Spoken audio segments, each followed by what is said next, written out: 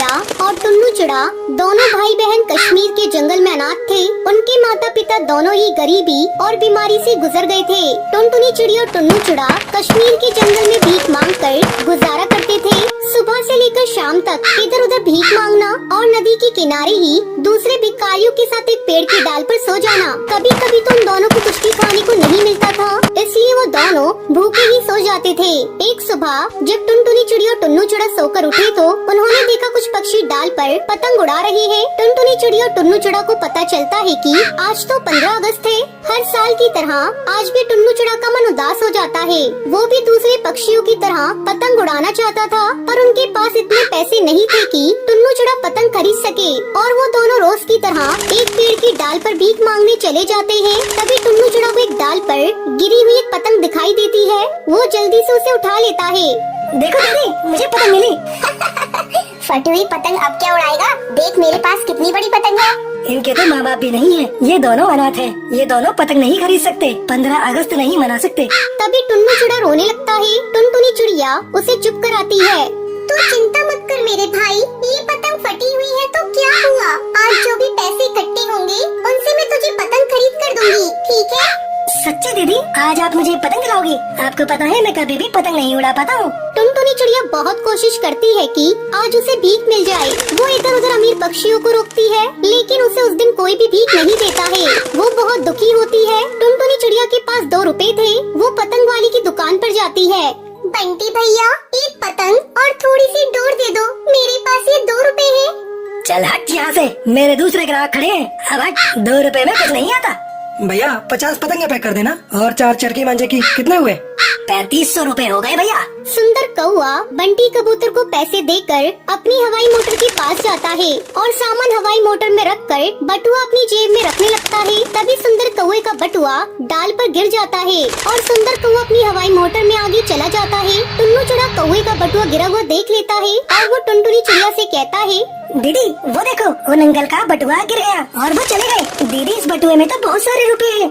टुन्नू से बंद कर दे, ऐसे किसी का बटुआ नहीं खोलते। एक काम करते हैं, तू और मैं यही बैठ जाते हैं। क्या पता वो अंकल दोबारा अपना बटुआ ढूंढने के लिए आए तो हम उन्हें दे देंगे।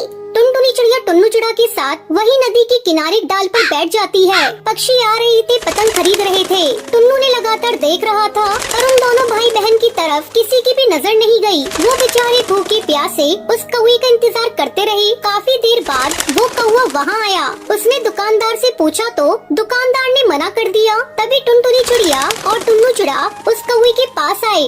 अंकल, आपका बटुआ ये रहा। आप जब हवाई मोटर में बैठ रहे थे तभी गिर गया था, हमने उठाकर रख लिया था और हम आपका ही इंतजार कर रहे थे। सुंदर कौवे ने अपना बटुआ देखा, उसमें रुपए वैसे के वैसे ही रखे हुए थे। कुछ देर तक वो कौवा उन बच्चों को देखता रहा। दोनों की ईमानदारी देखकर सुंदर कौवा हैरान था। बच्चों तुम बहुत अच्छे हो। अच्छा अपना नाम बताओ, तुम लोग कहाँ रहते हो और तुम्हारे माता पिता कहाँ हैं? अंकल, मेरा नाम टुनटुनी है और ये मेरा भाई टुन्नू है। हमारे माँ पापा नहीं है, वो 2 साल पहले मर गए। तब से हम दोनों इसी जंगल में ही रहते हैं और भीख मांगकर अपना गुजारा करते हैं। टुनटुनी चिड़िया की दर्द भरी बातें सुनकर सुंदर कौवा भावुक हो जाता है और वो टुनटुनी चिड़िया और टुन्नू चिड़ा को हवाई मोटर में अपने साथ घर चलने के लिए कहता है। चलो बच्चों, आज 15 अगस्त है, तुम मेरे साथ मेरे घर चलो। वहाँ तुम दोनों मेरे साथ पतंग उड़ाना और खूब मजा करना। सच में अंकल, हम आपके साथ पतंग उड़ा सकते हैं? हाँ बेटा, चलो आओ मेरे साथ, मेरी हवाई मोटर में बैठो। सुंदर कौवा टुनटुनी चिड़िया और टुन्नू चिड़ा को अपने घर ले जाता है। सुंदर कौवे की पत्नी उन दोनों के लिए खाना लगाती है। टुनटुनी चिड़िया और टुन्नू चिड़ा दोनों पेट भरकर खाना खाते हैं।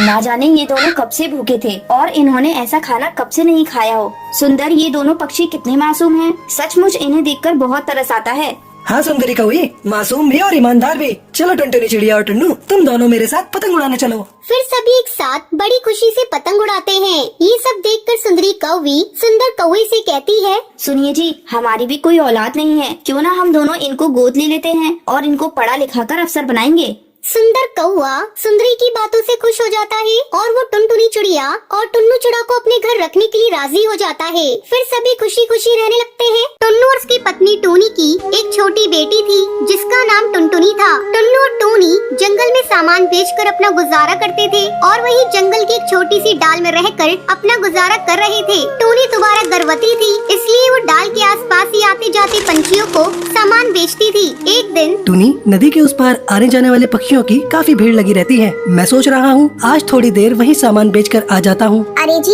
इतनी भीड़ में ध्यान से जाना, नदी किनारे तेज हवाएं भी बहुत चलती हैं। उसके बाद टुन्नू नदी किनारे सामान बेचने चला जाता है। ले लीजिए भैया ये खिलौना, आपके बच्चे के लिए गुब्बारा ले लो भैया। अरे ओ चिड़े, ये गुड़िया कितने की है? 20 रुपए की है साहब। 20 रुपए की? 10 रुपए की लगा, बता दे रहा है या नहीं? तभी इतनी देर में तेज हवाएं शुरू हो जाती हैं। ले लो, आप 10 रुपए ही दे दो। टुन्नू 10 रुपए लेकर जैसे ही हरी काका को गुड़िया पकड़ा कर पलटता है, एक तेज हवा का झोंका उसे सीधे अपने साथ नदी में ले जाता है। टुन्नू वही नदी में डूबकर मर जाता है। टुन्नू के साथ एक कालू नाम का कौवा था जो टुन्नू के साथ सामान बेचता था। वो ये दुर्घटना देख लेता है और टूनी को बताता है। नहीं, ये नहीं हो सकता। मैं किसके सहारे जीऊंगी? मुझे क्यों छोड़कर चले गए टुनटुनी के बापू?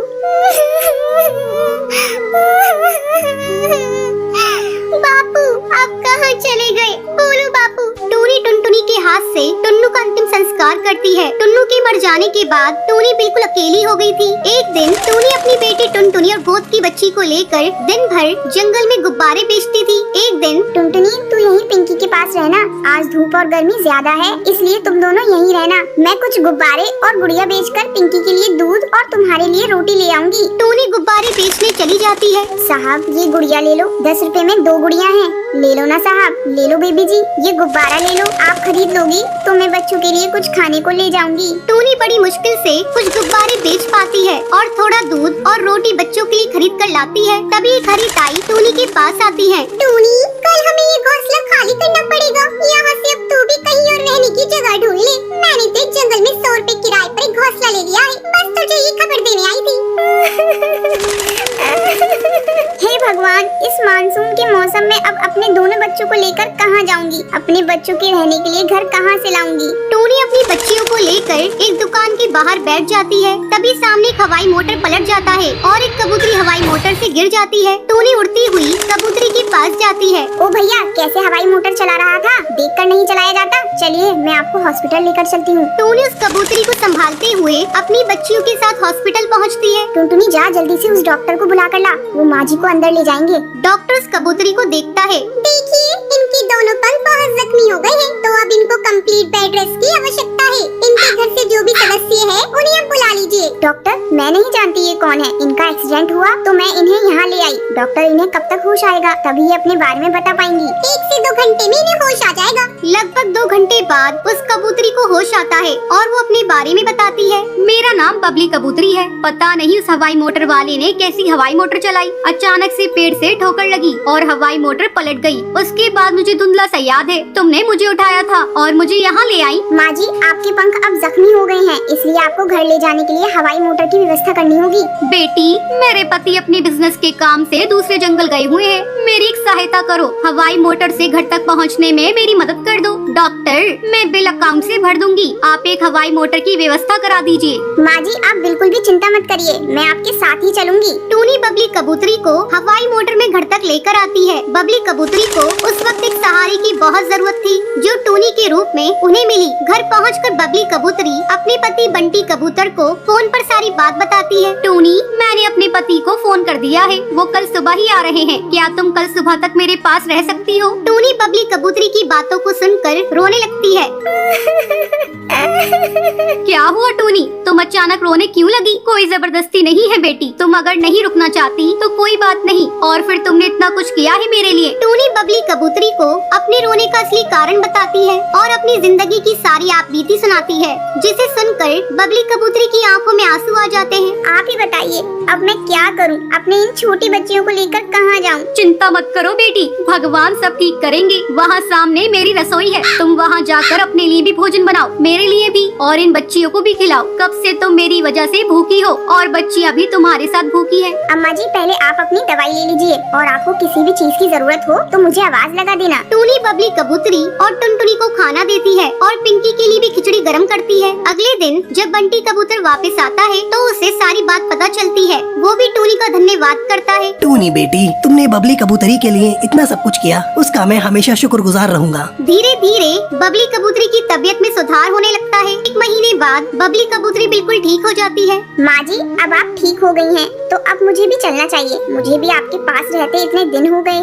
आपसे इतना प्यार पाकर धन्य हो गई। आपने मेरी बच्चियों को इतना प्यार दिया, इतना दुलार दिया, इसके लिए मैं सदैव आपकी आभारी रहूंगी। सुनो टूनी, पिंकी और टुनटुनी मुझे नानी माँ कहकर बुलाती है। क्या ये बच्चियाँ हमेशा के लिए अपनी नानी माँ के पास नहीं रह सकती? हाँ टूनी बेटी, हमारी कोई औलाद नहीं है, पर टुनटुनी और पिंकी को देखकर हमारे मन में नाना नानी वाला प्यार उमड़ पड़ा। तुमने बबली कबूतरी की माँ जैसी सेवा की है। बेटा, हम अपनी बेटी को बेसहारा नहीं भटकने देंगे। टूनी की आंखें आंसुओं से भर आती हैं। बेसहारा को सहारा मिल जाता है और वो खुशी खुशी वहीं रहने लगती है।